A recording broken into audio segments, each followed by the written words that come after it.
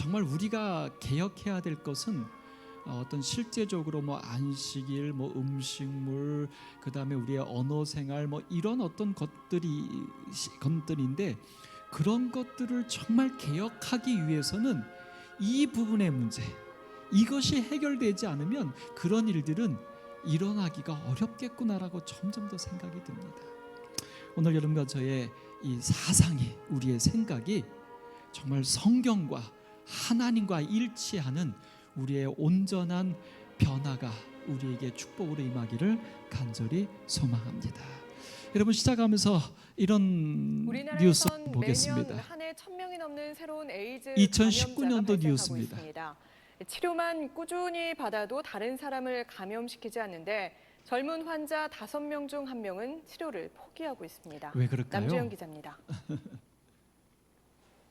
이 20대 청년은 에이즈로 진행될 수 있는 HIV 감염 사실을 SNS에 공개했습니다.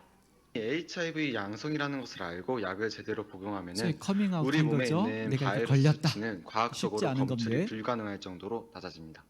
쉬쉬하기보다 감염 사실을 알리고 꾸준히 약을 먹는 게 낫다고 생각했습니다. 커뮤니티 밖에 있는 분들이 진짜 이게 심적으로 40년 힘든 전에 게 있거나 처음 아니면은 시작됐습니다. 약을 벌써 복용하는 데 40년이 있어가지고 더 지났습니다. 어려움을 겪는 게 훨씬 더 처음 많은 것 시작됐을 때 현재 국내 코로나가 HIV 감염자는 시작된 것처럼 13,000명에 육박하고 이 지구의 종말이다, 이제 끝났다, 이렇게 굉장히 이슈가 됐었습니다.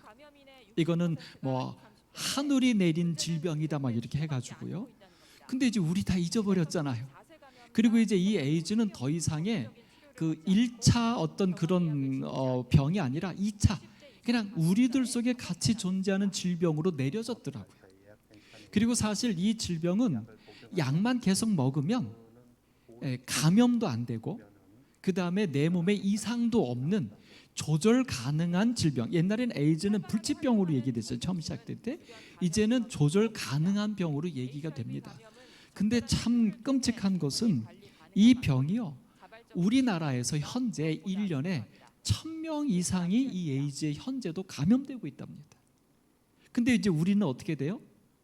아무런 이것에 대해서 그 40년 전에 에이즈 처음 시작됐을 때에 온 세상이 난리 났던 그런 느낌이 아니에요. 이제는 뭐 그런가 보다 하고 지나가는 일이 되고 말았습니다. 근데 이 에이즈가 왜 우리에게 이슈를 던져주냐면, 이 에이즈는 현재도 사실은 걸리면 혹시 이 에이즈 때문에, 근데 이 에이즈가 정확하게는 이런 개념입니다. 이게 이제 병인데 소위 그 면역 계통의 질병처럼 뭐 류마티즘이나 이런 것처럼 이 바이러스에 감염이 되면 우리 몸의 면역력이 감퇴되는 거예요. 사실은 면역력이 없어지는 겁니다. 그래서 이 병으로 죽는 게 아니라 이 에이즈에 감염이 되면 그 HIV라고 하는 이 보균이 우리 몸에 계속 확산이 되면 모든 면역력을 다 떨어뜨려서 어떤 질병이라도 걸려서 죽게 된다고 하는 거죠. 이제 이게 무서운 건데, 약을 계속 먹으면 이 HIV라고 하는 이 보균을 계속 잠재워서 몸에는 있지만 사라지게는 할 수 없나 봐요. 몸에는 있지만 그것이 우리의 몸의 면역력을 떨어뜨리지는 못하게 이렇게 막는 역할을 하는 것입니다.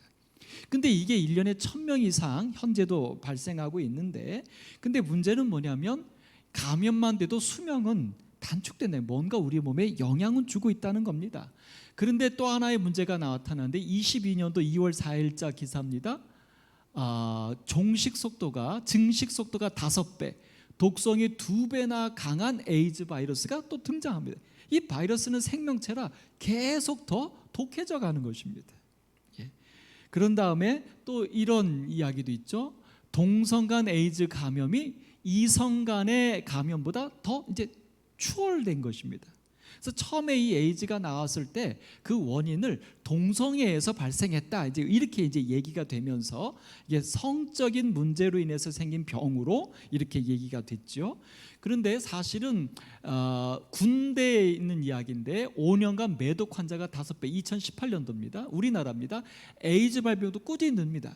이게 군대는 사실은 남성들만 가 있는 데인데 군대 안에서 무분별한 그 이성 간의 성관계가 이것과 비례하게 나타날 수밖에 없는 것이죠.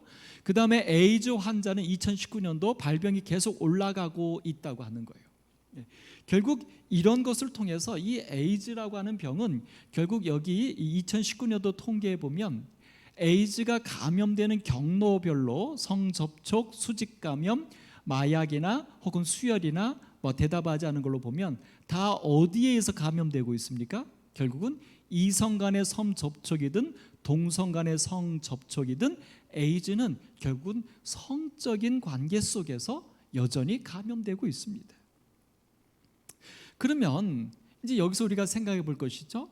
그러면 이성 간의 성은 하나님께서 주신 축복인데 거기에서 이 에이즈가 감염된다. 결국 여기서 말한 이성 간은 정상적인 어떤 부부관계, 그게 아닌 성적인 쾌락을 추구하는 것에서 이런 일들이 벌어지고 있다고 하는 것입니다. 이 에이즈에 대해서 우리 재림교회에서는 1985년도에 이 에이즈 연구위원회를 구성을 했습니다. 대총회에서. 그래서 이 에이즈에 대한 모든 것들을 다 연구하고 교회의 입장을 정리해서 책자로 발표를 했고 그것을 1990년도 5년이 걸려서 발표하고 책을 출판한 다음에 1990년도 인디애나폴리스 대총회에서 이걸 발표를 했습니다. 그 발표한 것 중에 중요한 3가지만 뽑아서 말씀을 드리면 이 에이즈를 걸린 그것에 대해서 목회적인 봉사를 어떻게 할 거냐라는 주제를 가지고 이렇게 정리해 놓았습니다. 에이즈에 대한 두려움 때문에 우리의 동정이나 증언을 복음을 전하는 거요. 이거를 양보하지 않아야 한다. 그러니까 에이즈 환자가 있을지라도 그 환자에게 우리가 뭐 하지 말아야 된다고요? 그를 향한 동정이나 그에게 복음을 전하는 일을 멈추지 말아야 한다는 것입니다. 그들에게도 HIV의 양성 반응을 나타낸 사람들과 그 질병으로 혹 아픈 사람들이 지역 회중 안에서 용납과 우정을 경험하게 해야 된다. 그런 병에 걸린 사람이라 할지라도 그들을 향하여 우정, 그들에게 우리의 성도로서의 사랑을 줘야 하고 그 다음에 그들에게 용납, 그들이 우리에게 다가오는 것, 그것마저도 그들이 그런 병을 걸린 것마저도 용납해야 된다고 이야기합니다. 그러니까 이 여러분 제7일 안식일 예수 재림교회가 갖고 있는 이 사회 속에서의 생활은요, 이건 굉장한 겁니다. 어떻게 보면 모든 세상을 다 품어 안을 만한 포용력을 가지고 살아야 합니다. 그러니까 우리가 분명히 진리를 가진 백성이지만 진리로 인하여 우리가 고립되거나 유아독존하는 게 아니라 진리를 가졌기 때문에 그 진리가 자유케 하는 어떤 상황에 있든 어떤 문제에 있든 모든 사람들을 향하여 우리는 여기 말한 용납과 우정, 그 다음에 동정과 증언을 우리는 멈추거나 단절시키면 안 된다고 하는 것입니다. 이것이 재림교회가 이 세상에서 갖고 있는 우리의 생활관입니다. 굉장한 겁니다. 그러면서 이렇게 말하죠. 그들은 우리 교회의 봉사에서 편안하여야 하고, 그러니까 그들을 향하여 교회가 봉사까지 해야 된다는 겁니다. 참 우리 이 제7일 안식일 예수 재림교회 남은 교회에 라오디게아 교회에 하나님께서 요구하시는 그 이상이 정말 얼마나 우리가 생각하는 것과 차이가 나는지.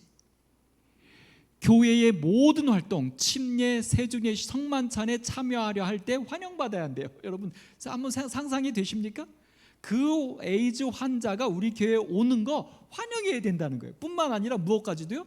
침례하거나 성만찬 예식하거나 세중 예식할 때도 같이 해야 된다는 거예요.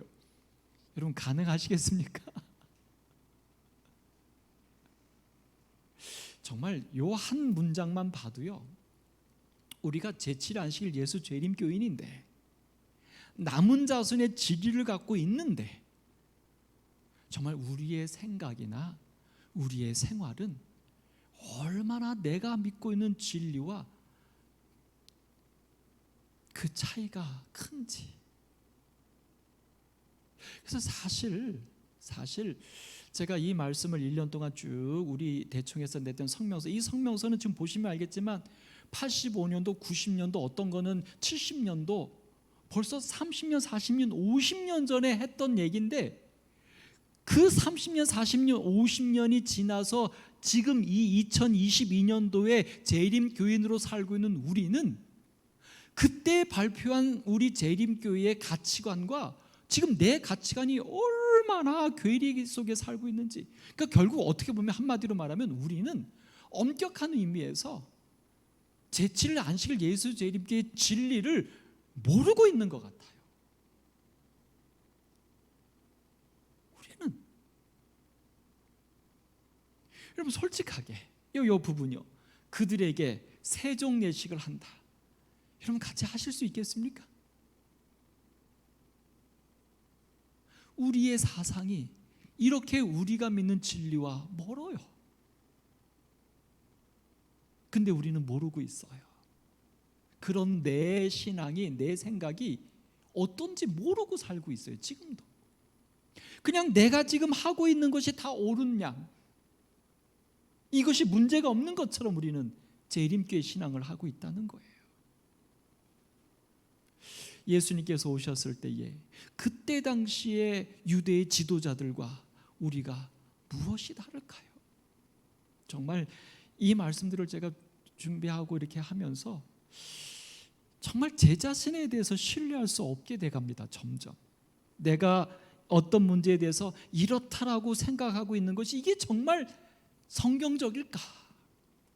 정말 깊이 고뇌하게 됩니다.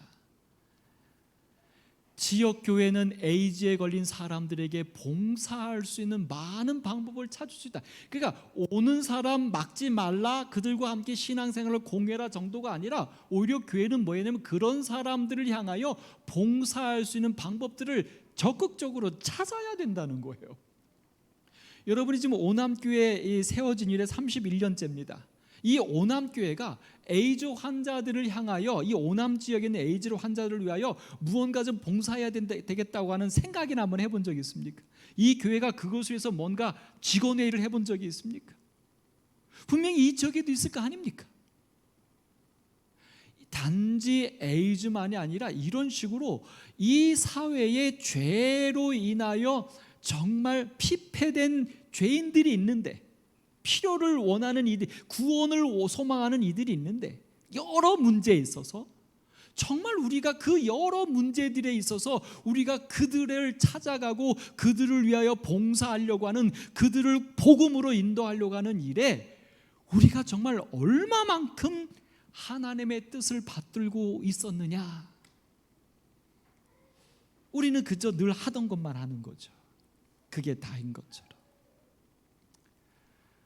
교인들은 지원단체에 가입하거나 그런 계획을 세우고 개인적으로 에이즈의 영향을 받고 있는 사람들과 그 가족들의 필요를 충족시키는 지원 임무를 맡아야 할 수 있다.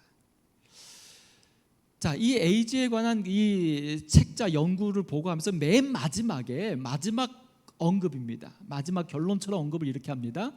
제7일 안식일 예수 재림교회 구성원들과 피고용인들은 우리 구주께서 병자들과 사회에서 버림받은 사람들을 취급하신 것과 같이 에이즈로 고통하는 사람들을 대하고 취급해야 할 그리스도인 의무를 갖는다.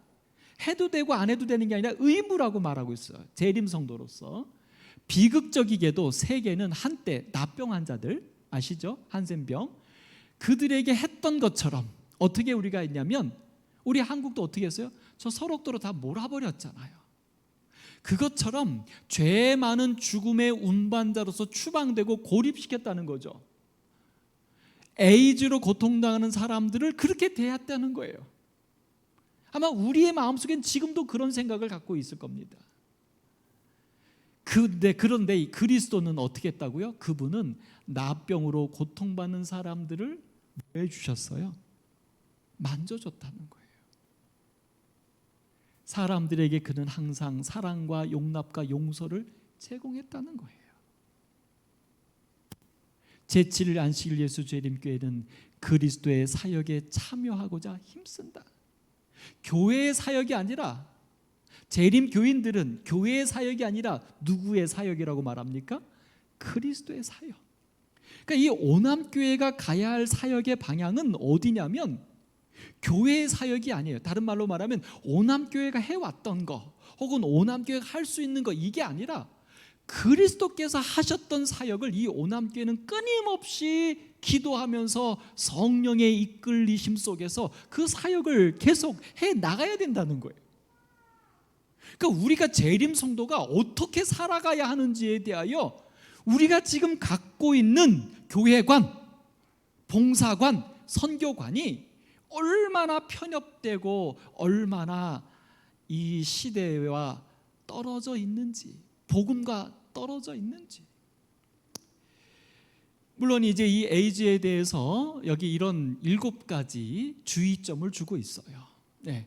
그 첫 번째가 뭐냐면 여기에 감염되지 않았다고 알려진 사람과의 일부 일처 결혼 관계 안에 성행위를 제한시켜라. 네. 그러니까 이 성행위를 남발하지 말라는 거죠. 거기서 이것이 번지니까. 그래서 첫째, 성경에서 말한 일부 일처의 결혼 관계 안에서 성생활을 나누라고 제안하기 시작하면서 성행위에 대해서, 그 다음에 이런 것들, 주사기, 그 다음에 헌혈, 그 다음에 이런 살균, 임신, 에이즈 예방, 이렇게 얘기하고 있어요. 근데 그 첫 번째가 바로 뭡니까?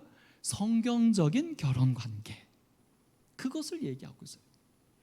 자, 그 다음에 이제 요즘 또 우리에게 나오는 제2의 에이즈라고 명명 붙여진 게 있죠. 원숭이 두창입니다. 확연히 다른 특징입니다. 코로나19와 위험도를 비교하기도 하는데 코로나는 호흡기를 통해 광범위하게 전파되지만 원숭이 두창은 바이러스가 피부 속으로 침투하는 방식으로 단순 접촉으로는 감염되지 않습니다. 보면 한 나라당 한 50명 정도 뭐 이 정도 생기게 되는 거죠. 현재. 그러니까 실제로 특별히 이제 그 전파가 계속 유럽보다 진행이 되고 있고 이 이게 원래 전파가 잘라지지 아프리카 않는 서부 그런 쪽에만 어려움은 있었던 건데 있지만 이게 실제 갑자기 전파력 이렇게 그리고 전염이 되기 전파법이나 시작하면서 유행의 진폭은 아직까지 현재 굉장히 가장 작다고 보고 많이 있는 겁니다. 감염이 된 나라는 치명률은 미국입니다. 3에서 6%로 알려져 미국은 한 있는데 12,000명 이제까지는 정도가 거의 감염됐다고 아프리카에서만 합니다. 발생해 치료받기 어려웠던 이유도 있는 근데 만큼 그것은 분명히 지나치게 두려워할 비례하는 필요는 없다고 이유가 전문가들은 있어요. 조언했습니다. YTN 김평정입니다. 여기 이 원숭이 두창에 대해서 제가 쳐봤더니 이렇게 나옵니다. 세계 원숭이 두창 확산 사태가 일어나고 있는데 원숭이 두창은 동성애가 퍼뜨린다. 팩트체크 뉴스톱에서 이렇게 지금 소문이 났거든요. 그래서 뉴스체크를 사실 체크를 했더니 사실로 판명이 되지 않았습니다. 그러니까 이 원숭이 두창은 동성애를 통하여 감염된다라는 소문이 났는데 그것은 과학적으로 입증이 되지 않았어요. 그리고 동성애만이 아닌 이성 간의 성행위에서도 아니면 어떤 접촉을 통해서, 성행위가 아니라 접촉을 통해서도 감염이 되는 것으로 확인이 됐어요. 그래서 이 동성애에서 퍼뜨린다, 이거는 거짓으로 판명이 됐습니다. 예, 원숭이도 동성 접촉 때문이 아니라는 거예요. 그런데 문제는 여기 이렇게 나오죠. 게이와 양성애자, 게이는 이제 동성 간에, 그 다음에 양성애자는 뭐죠? 남자나 여자나 상관없이 다 이렇게 성관계를 하는 그런 거에는 비율이 어떻게 된다고요? 올라간다는 거예요. 그런 성생활을 하는 사람들에게. 그래서 사실은 미국의 CDC에서, 미국 질병통제예방센터에서 이 원숭이 두창에 대해서 이렇게 발표문을 냈습니다. 감염자들이 어떻게 원숭이 두창에 노출됐는지는 명확하지 않다. 아직도 밝혀내지 못했어요. 그러나 초기 데이터는, 초기에 이 원숭이 두창에 걸린 사람들 그 데이터를 보니까 게이들, 양성애자, 남성과 섹스하는 남성, 그죠? 동성애입니다. 이 사람들의 감염 비중이 높았다는 거예요. 그러나 그럼에도 불구하고 원숭이 두창 보균자와 밀접 접촉을 하는 누구나 위험에 노출돼 있는 것도 사실이다. 그러나 이런 성적인 문란한 관계 속에서 이 감염이 더 비율이 높은 것은 사실이다. 그래서 이제 이 원숭이 두창에 대해서 이야기될 때 신문에 보면 누가 제일 겁내하냐면 동성애자들이 제일 겁내하고 있고, 사실 미국의 동성애자들끼리의 그 모임이 줌으로 매달 되는데 거기에 미국에는 모든 동성애자들이 다 거기서 줌에 접속하면서 그 병들이 어떻게 진행돼서 어떻게 아픈지, 그 다음에 이것을 어떻게 해야 될지 거기서 지금도 계속 그것들이 화자되고 있다고 하는 것입니다. 그러니까 결론적으로 에이즈도 원숭이 두창도 무엇에 의하여 감염이 확산이 되고 있는 것입니까? 올바르지 못한 성생활. 자, 이제 여기에서 오늘 우리가 집중적으로 살펴볼 대총회의 발표문 1987년도 10월 달 대총회 행정위원회에서 채택된 성행위에 관한 우려의 성명입니다. 자, 여기 시작을 이렇게 합니다. 하나님은 그의 무한한 사랑과 지혜로 견고한 바탕 위에 기초를 놓으셨다. 이게 하나님이 만드신 세상이에요. 근데 이 견고한 이런 문제가 발생하지 않는 그런 기초를 어떻게 놓으셨냐면 여기 이렇게 말하면 첫 번째 그 기초가 인류, 즉 남자와 여자를 창조하셨다는 거예요. 여기에는 분명한 하나님의 견고한 기초, 그 목적이 있는 것입니다. 왜 남자와 여자를 만들었느냐? 어떤 그 세상의 동물이나 식물들에 보면 그 한 몸 안에 암수가 같이 있는 것도 있고, 그렇죠? 여러 가지 형태가 있는데 사람은 남자와 여자라고 하는 이 다른 성을 만들어서 관계하고 번성하며 충만하게 했다는 것입니다. 이것이 하나님께서 사람에게 주신 튼튼한 견고한 기초라는 거예요. 그 다음에 두 번째, 거기에다 더하기 어떻게 했냐면 사랑의 가정과 가족 제도를 주셨는데 바로 창세기 2장 24절 남자가 부모를 떠나 그 아내와 합하여, 그러니까 남자가 아내 되는 여자와 합하여 둘이 한 몸 성관계를 통하여 자손을 번식하고 요것이 하나의 가정이 되게 하는, 요것이 바로 뭐냐면 견고한 바탕의 기초라는 것입니다. 이게 하나님이 주신 기초예요. 근데 이 기초가 어떻게 됐습니까? 그러나 그 결과는 파멸적일 뿐만 아니라 또한 계속 그 파멸이 축적되어 간다. 무엇이요? 이 하나님이 만드신 남자와 여자, 그 다음에 그 둘이 한 가정을 이루는 이 견고한 기초가 파괴될 때, 사람들이 파괴시킬 때 이런 일들이 벌어진다는 것입니다. 그러면서 여기 이렇게 말해요. 첫 번째, 모든 선한 것을 왜곡시키는 것이 사단의 목적이다. 이게. 그럼 여기서 말한 선한 것은 뭘까요? 간단하게 성경적으로 선하다, 악하다, 그 기준을 뭘로 나누면 됩니까? 하나님이 하신 것은 선하고 하나님이 하지 않은 것들은 기본적으로 문제가 있습니다. 악합니다. 그러니까 이 남녀, 이 어떤 그 가정이나 가족이나 성관계에 있어서 하나님은 어떻게 했어요? 남자와 여자가 부부가 되는 그것을 떠난 모든 것은 악하다는 것입니다. 그게 기본적이에요. 근데 그 악한 것은 누가 만든 거라고요? 사단이 다 그렇게 한 거라고. 결국 죄라는 거죠. 그 다음에 두 번째, 최선의 것을 왜곡하게 되면 그 결과는 불가피하게 최악의 것이 된다. 이게 무슨 얘기냐면 뭐 이런 거 있잖아요. 예전에 그 오리고기를 먹어도 되냐 안 되냐 우리 재림께서 한참 이렇게 논쟁이 될 때 저는 뭐 예전에도 한번 말씀드린 적 있지만 그렇게 논쟁한다는 것 자체는 이미 의도가 뭡니까? 그 오리고기 먹고 싶은 거야. 예. 그러나 여러분 그 성경에서 우리는 이렇게 이해해야 됩니다. 성경에서 용서받지 못할 죄는요 뭐밖에 없습니까? 성령을 거스르는 죄만 용서받지 못하고요. 오늘 우리가 공부하는 이 성행위에 있는 모든 문제도 다 용서됩니다.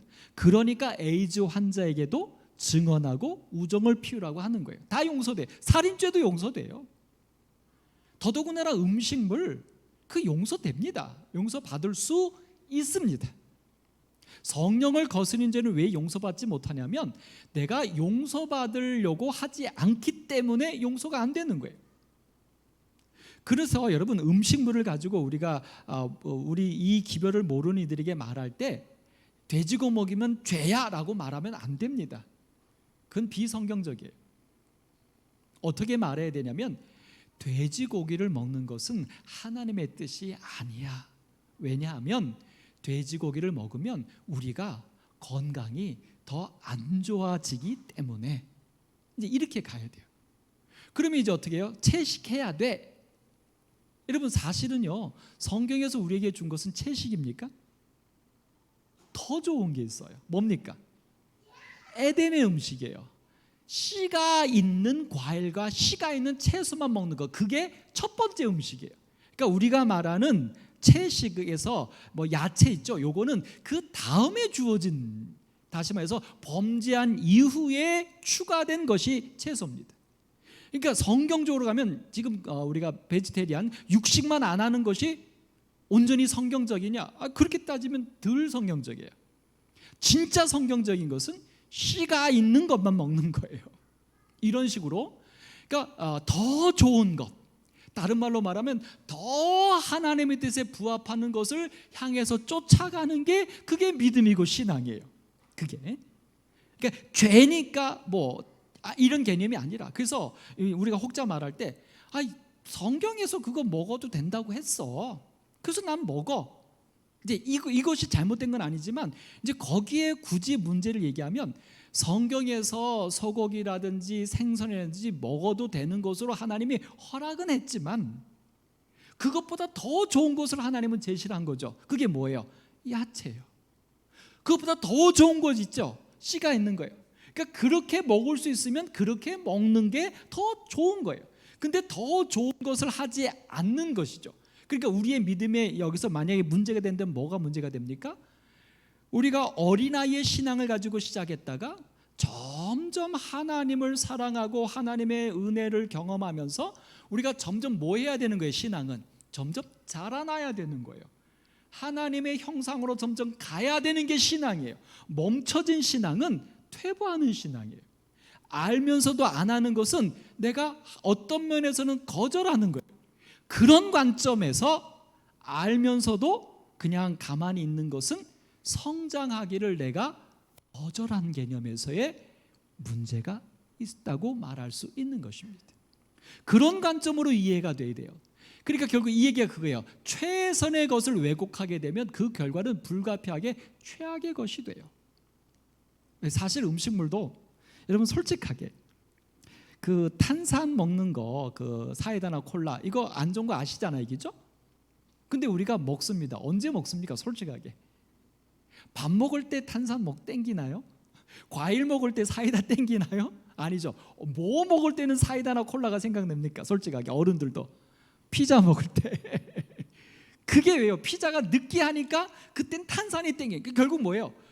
치즈라고 하는 어떻게 보면 과일보다 덜 좋은 것, 그게 바로 뭐예요? 최선이 아닌 것을 선택하면 그 다음에 거기에 플러스 알파 더 안 좋은 것이 추가가 되는 이 얘기입니다. 이게 삶이라는 거죠. 그 다음에 세 번째입니다.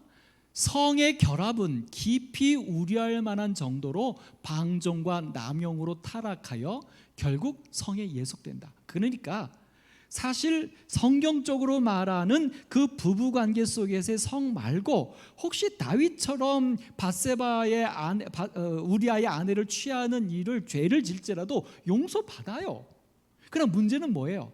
솔로몬처럼 정치적인 개념에서인지 모르지만 다른 나라의 공주들과 결혼을 해서 막 3,000명 이렇게 갖게 되니까 결국 솔로몬이 어떻게 됐습니까? 우상 숭배에 빠진 거예요.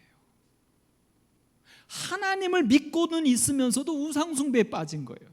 그래서 그 솔로몬이 결국 언제서야? 나중에서야 자신의 한 것을 잘못을 그제서 깨닫는가. 그러니까 한번 이렇게 성적인 문제에 있어서도 한 번 방종하면 용서되지만 그것을 계속 반복하다 보면 나중에는 어떻게 돼요? 되돌이킬 수 없는 상황으로 우리는 종속된다는 거예요. 노예가 된다는 거예요. 그래서 사실은 죄는 경험으로 알 필요가 없습니다. 왜냐하면 죄는 경험하는 순간 우리를 종속시키니까요. 바로 그 얘기입니다. 그 다음에 네 번째로 세계는 새로운 치와 타락의 심연으로 가는 향로로 향하여 나아가고 있어요. 왜? 사단이 지금 여기에 주도권을 갖고 있으니까 그렇게 다 가고 있어요. 세상의 모든 가치관이. 자, 그래서 네 번째, 사회의 기초 구조가 매우 손상되어 가고 있어요. 기초 구조. 하나님께서 만드신 기초 구조는 뭡니까? 남자와 여자가 부부가 되는 거예요. 성관계 하는 거예요. 그 다음에 남자와 여자가 성관계를 하더라도 그것도 어디 안에서? 부부 안에서 하는 거예요. 근데 요즘 세상은 어떻습니까? 그게 다 무너졌잖아요. 남자와 여자의 성관계도 무너졌고 부부 사이의 성관계도 무너졌어요. 그러니까 이 세상은 점점 그렇게 가고 있고 그것이 쿨한 세상이 돼버렸어요. 여러분들은 잘 이해 못하시겠죠. 요즘 이 젊은 친구들하고 이렇게 이야기하다 보면 참 안타깝게도 우리 재림 신앙을 갖고 있는 젊은 친구들도 성경적인 이 성의 이 원칙을 아는데 수용하지 않습니다. 안식일처럼 하나님처럼 절대적인 것으로 받아들이지 않고 있어요. 근데 그런 친구들한테 너 왜 그래? 라고 혼낼 수가 없는 게 세상은 그것보다 더 나갔어요. 세상은 더 나갔어요. 오죽하면 우리나라가 그 말이 많다가 간통죄를 폐지했겠습니까? 이제 더 이상 사람들 생각 속에 정상적인 부부 사이에서의 성관계만이 옳은 거고 그것을 떠난 것은 죄다라고 하는 관념이 없어졌기 때문에 간통죄를 폐지한 거예요. 그게 요즘 세상의 생각 가치관인 거예요. 그런 관점에서 어떻게 성경적인 이것이 재림 성도의 젊은이들에게도 그것이 옳은 것으로 이해가 안 됩니다. 어떻게 해야 될까요? 사실 이런 관점에서 보면 정말 심각합니다. 정말 심각합니다.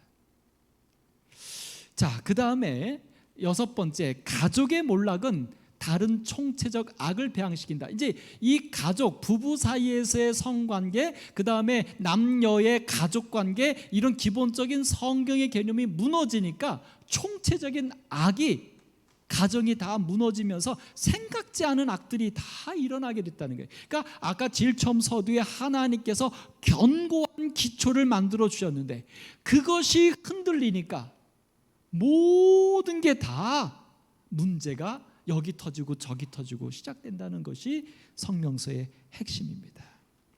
일곱 번째, 유년과 청년들이 삐뚤어진 삶의 결과들은 비참하며 우리의 동정을 자아내고 있다. 이제 젊은이들은. 자, 이제 여기 두 문장을 우리가 유심하게 보면서 이 부분을 넘어가 봅니다.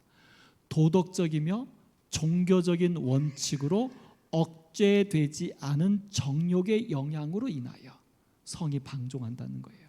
성경적인 성의 개념에서 넘어갔다는 거예요. 그것이 바로 뭐예요? 비뚤어졌다고 하는 거예요. 그럼 여기서요, 이 비뚤어졌다라고 하면 기준이 뭡니까? 바로 이거예요. 종교적인 성경적인 원칙. 근데 문제가 뭔지 아십니까? 제가 이렇게 말씀을 드리니까 여기 몇몇 분들이 인상을 찡그리세요. 어구 이렇게 하고. 우리 재림교회 청년들도 지금 이 성경적인 이런 성의 관념이 없다라고 하니까 몇 분들이 아주 그냥 가슴 아파서 하셔요. 근데 여러분, 그 친구들은요 자신들의 생각이 틀렸다라고 생각하지 않아요. 그게 문제인 겁니다. 그게 목사로서 답답한 겁니다. 그게 요즘 세상 사람들한테 성경적으로 말해 이 얘기 하면 뭐라는 줄 아세요? 아우 고리타분해. 저 몇십 년대 사람이야. 구석기 시대에서 왔네. 이런다니까요. 여러분 나가서 얘기해 보십시오. 이 세상이 다 그렇게 비뚤어졌는데 기준이 그들이니까 자기들이 옳고 우리가 이상한 거예요. 오늘 여러분과 저의 가치관은 어디입니까? 자, 그래서 이제 이 문제를 가지고 이러한 악들은 더욱 공개적이 되고 그리스도인 가정의 이상과 목적을 심각하게 위협해서 이것이 사단이 원하는 바이다. 그러니까 그리스도인 가정도 성경적인 관점에서 하나님이 주신 그 견고한 기초에서 벗어나니까 그리스도인 가정도 흔들린다는 거예요. 이것이 사단이 목적하는 바라는 거예요. 자, 여기 그러면 구체적으로 성명서에서 말합니다. 하나님의 표현된 뜻에 역행하는 성행위는 어떤 것들이 있는지, 여기 극단적인 성행위, 이 극단적인 성행위는 성에 관계할 때 쾌락을 극대화시키기 위해서 하는 여러 가지 어떤 그런 것들, 그 다음에 간음, 혼전 성교, 배우자와 유아에 대한 성적 학대, 근친상간, 동성연애, 그리고 수간. 이건 뭔지 아시죠? 짐승 숫자입니다. 이런 것들이 다 하나님의 뜻에 역행하는 성행이라는 거예요. 근데 여기 나와 있는 것들 중에서 요즘 세상 사람들이 야, 그거는 안 돼라고 말하는 게, 그거는 정말 죄야라고 말하는 게 여기에서 한 2개 정도 될까요? 이렇게 말하죠. 왜 이런 것들이 됐느냐? 하나님의 원래의 계획을 명백히 왜곡한 행위예요. 그런데 이것들이 허락이 됩니다. 왜요? 사상과 가치관이 성경적이지 않으니까. 이게 문제라는 것입니다. 이게. 지금 저 위에 우리 김수정 집사님이, 그 다음에 우리 박신 집사님이 아이들을 데리고 왔어요. 이 아이들이 지금 이 성경적이지 않은 사상 속에서 자라납니다. 참 20년 후에 10년 후에 어떻게 될지 참 문제입니다. 사실은 저도 답을 잘 못 찾겠어요. 여기 그래서 결론을 이렇게 내립니다. 왜 이런 일들이 이루어지는가? 성경의 분명한 구절을 부정하기 때문에 그래요. 성경에 있는 얘기를 그건 시대착오적인 거야 라고 부정하니까. 그래서 그것을 부정하고 뭐가 들어가요? 인간의 견해로 교체되어서 성경을 거부하게 되는 것입니다. 오늘 여러분과 저도 그래서 제가 이 성경적인 가치관을 말씀 나눌 때 계속해서 드리는 말씀이 하나 있어요. 지금 여러분이 내가 생각하고 있는 어떤 문제에 대하여 이게 옳아라고 하는 것을 이참에 한번 성경으로 다시 한번 백지로 놓고 들어가서 지금 내가 생각하고 있는 것이 정말 성경적인 것인지를 한번 재고해 보셨으면 좋겠다고 하는 겁니다. 정말. 그렇지 않으면 우리가 정말 때로는 나도 모르는 사이에 비성경적인 어떤 것을 원칙이라고 말하고 내가 그렇게 하고 있을지도 모르기 때문입니다. 여기 이야기를 넘어가서 그러나 그리스도께서는 마귀의 일을 멸하고, 아멘. 그러나 그리스도께서는 마귀의 일을 멸하고 인간이 상호간 그리고 그들의 창조주와의 올바른 관계를 재건하도록 하시기 위해 오셨다. 아멘. 이제 이것 때문에 오늘 사실은 이 성명서를 발표한 겁니다. 오늘 제가 이 시간을 함께 나누는 것입니다. 이것 때문에 오늘 그리스도가 이 땅에 오신 것은 마귀를 멸하는 거예요. 아까 마귀는 무슨 일을 한다고 그랬어요? 하나님의 선한 것을 다 무너뜨리는 것이 마귀의 목적의 일이다. 근데 그리스도가 오신 것은 뭐예요? 이제 그 마귀의 일을 멸하는 거예요. 이 비성경적인 것들을 다시 이 그리스도는 그 마귀를 멸하여 회복시키는 것을 오셨다는 거예요. 그러므로 오늘 여러분과 제가 지금 그리스도인이 된 것은, 재림 성도가 된 것은, 어떻게 보면 오늘 이 시간 이 말씀을 이 오남교회에서 강준성 목사가 이런 설교를 하는 것은 사실 흔치 않습니다. 저도 30년 동안 처음입니다. 올해 금요일 저녁에 성경적인 가치관으로 재림말에 올려준 대충해서 지금까지 발표한 성명서, 이것을 제가 설교하는 것이 30년 동안에 처음 있는 일입니다. 왜 이런 일이 벌어졌을까? 분명히 성령께서 오늘 여러분과 저를 통하여 하실 일이 있으신 것이 아닐까, 우리를 위하여 주시는 복음이 아닐까요? 재건하도록, 올바른 창조주의 재건하도록 하시기 위해서. 자, 여기서 이렇게 말해요. 이리하여 아담 안에서 타락하여 죄에 붙들렸을지라도 회개하며 그리스도께로 향하는 사람들은 완전한 용서를 받고 더 나은 길, 완전한 회복의 길을 선택한다. 우리가 그렇게 하자고요. 우리가 그렇게 이 세상을 만들자고요.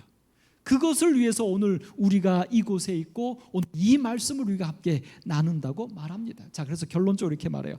모든 사람은, 여기서 말한 모든 사람은 이 자리에 있는 우리만이 아니라 이 성경을 떠난 어떤 사단이 준 가치관을 가지고 살아가는 모든 사람들, 이 세상의 사람으로 존재하는 모든 이들 다 하나님의 자녀들이니까 그 모든 사람들은 첫째 십자가와 둘째 성령의 능력과 우리 속에서 역사하시는, 그 다음에 세 번째 교회에 양육하는 사역으로 인하여, 오늘 이처럼 제가 이것을 대총회가 이것에 대한 성경적인 가치관을 정립해 놓았, 오늘 오남교회 목사가 이 말씀을 가지고 여러분들에게 전하는 이런 교회가 하는 이런 사역, 이것으로 인하여 어떻게 되는 것입니까? 같이 한번 읽겠습니다. 시작. 왜곡과 죄된 습관의 속박에서 자유롭게 될 수 있다. 아멘. 오늘 여러분과 제가 먼저 이 성행위에 대하여서도 성경적인 분명한 행복으로 우리가 돌아갈 수 있기를 간절히 소망합니다. 그리고 우리가 분명히 이 성경적인 가치관을 우리가 확고하게 정립하고 우리 주변에 있는 이들에게 이 아름다운 복음이 그들에게 축복이 될 수 있는 그런 성실한 전달자, 메신저가 되기를 간절히 소망합니다. 자, 우리는 그렇게 할 수 있다고 말합니다. 어떻게요? 하나님의 값없는 은혜를 받아들일 때, 우리가 여기 각 신자는 하나님의 은혜를 받아들일 때 그들의 생활과 품행에 그것이 나타나게 된다. 우리가 변화될 수 있다는 것입니다. 그 다음 두 번째, 하나님의 값없는 은혜가 교회, 단체적 교회에게 임할 때 확고하게 사랑으로 징계 혹은 훈육할 수 있다는 것입니다.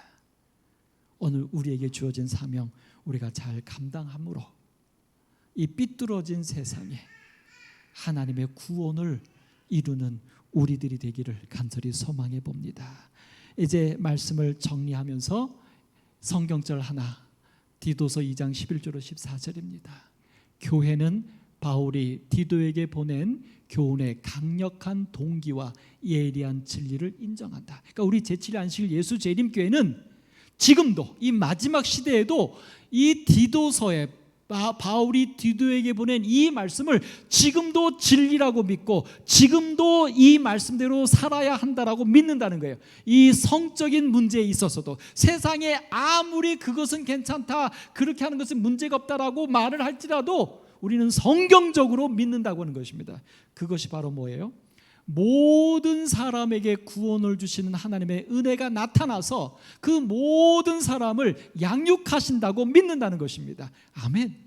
사단이 뿌려놓은 세상의 생각, 죄된 개념이 아니라 하나님께서 우리의 행복을 위하여 견고한 기초로 세워주신 남자와 여자, 그 다음에 부부 사이에서의 아름다운 축복이 되는 성행위, 이것을 우리는 양육하는 일에, 그것이 옳고 그렇게 누리는 일에 우리는 성경대로 믿는다는 것입니다. 이 속에서 나오는 첫 번째입니다. 경건치 않은 것과 이 세상의 정욕을 다 버리고, 무엇으로 버릴 수 있어요? 하나님의 은혜로 우리가 양육되면 쾌락을 쫓지 않을 수 있어요. 세상을 쫓지 않을 수 있어요. 우리의 자녀들이 하나님의 은혜로 양육받으면 세상과 다르게 살 수 있습니다. 우리의 젊은이들이. 그래서 사실 우리의 젊은이들, 우리와 생각이 다른 이들을 쟤네들이 왜 저러지라고 가슴을 치고 막 한탄하고 걱정할 게 아니에요.